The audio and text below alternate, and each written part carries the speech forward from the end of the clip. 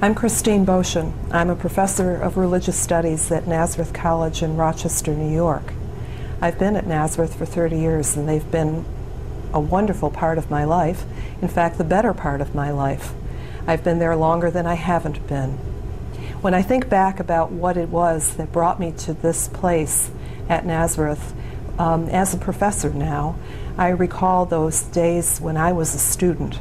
And for me, they were the formative years, the formative experiences.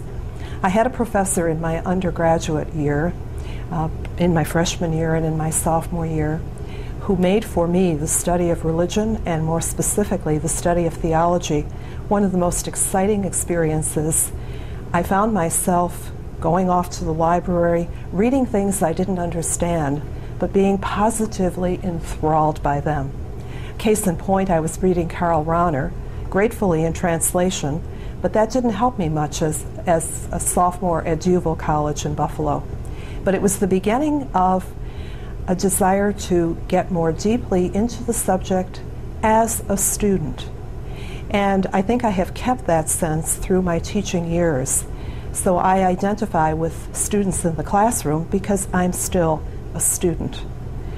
The years after my graduation from college took me to Catholic University, where I studied in the Department of Religion. And it was there that I got my master's and then went back a few years later to do my doctoral work.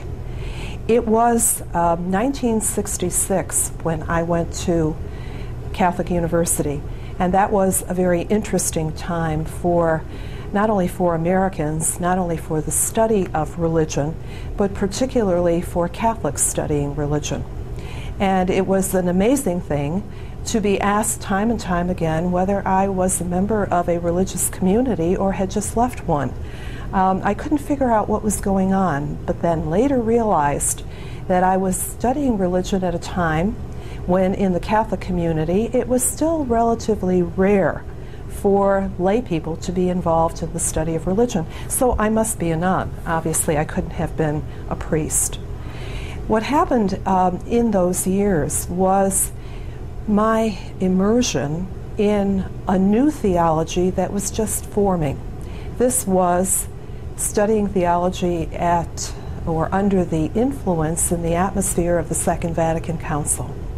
And so as a young student and then professor, I found myself having that wonderful opportunity of introducing people, often many years my senior, to theological thought, to new perspectives on Scripture, to a new understanding of Revelation, to a new understanding of church.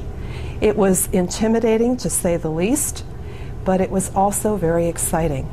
And I learned something then about the fact that the Catholic theological perspective and tradition is a growing one. And I felt excited to be part of that growth then, and I am grateful to say I still find that sense of excitement right now. In my years at Nazareth, the influences on my teaching have been my students. And so over those years, through the decades of the very late 60s through the 70s, the 80s, and into the 90s, it is the students who have brought the questions, and it is the students who have helped me to stay alive in the classroom, professing sometimes, as professors should do, but inquiring much of the time and listening much of the time to the questions that they brought to the table. Teaching has been a very important dimension of my life as a professional, and it has been joined, and especially so in most recent years, in an opportunity to get involved in some scholarship on the monk Thomas Merton.